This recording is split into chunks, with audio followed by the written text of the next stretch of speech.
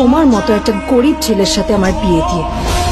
আমার সব বন্ধুদের স্বামীরা ওদের কত দামি দামি গিফট দেয়, আর তুমি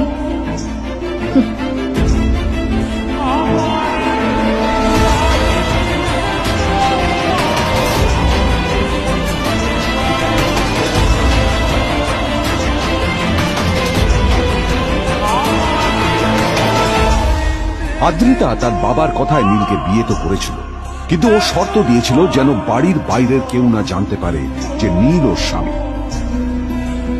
নীল ওই বাড়িতে ঘর জামাইয়ের মতো থাকলেও ও যেন ওখানে একজন চাকর ছিল।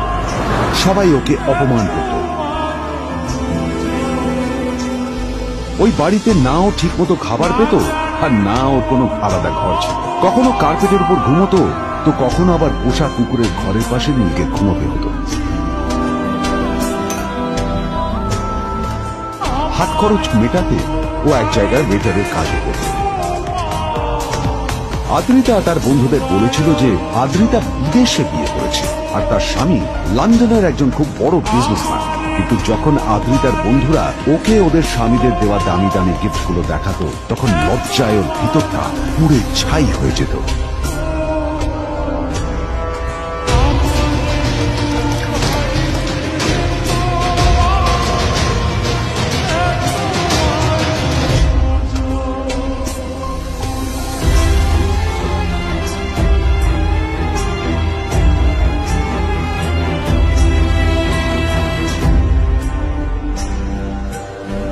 এই যে শোনো, নিউ ইয়ারে আমার একটা গিফট চাই তোমার থেকে।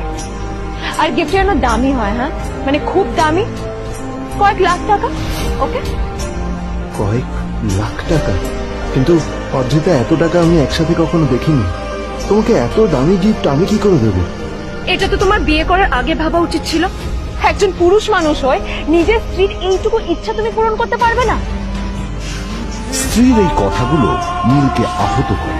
নিঃশব্দে ওখান থেকে চলে যায় নীল।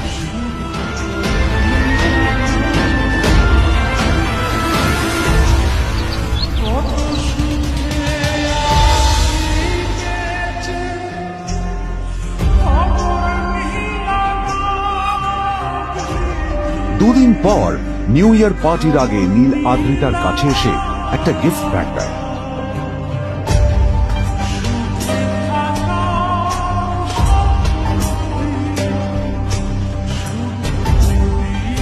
আদ্রিতা মুখ বেজার করে বাক্সটা খুলল, তবে তারপর বাক্সের ভেতরে গিফটটা দেখতেই ও চমকে গেল।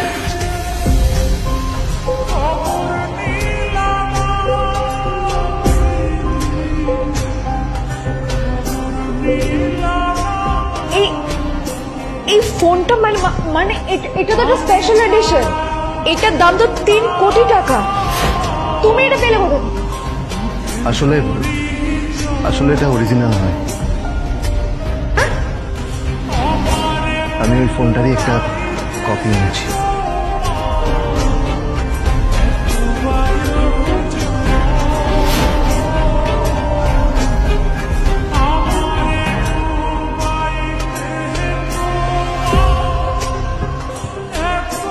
কিন্তু আদ্রিতার নীলের কথা একটু সন্দেহ হয়, কারণ ফোনটা দেখে একেবারেই আসল বলেই মনে হচ্ছিল।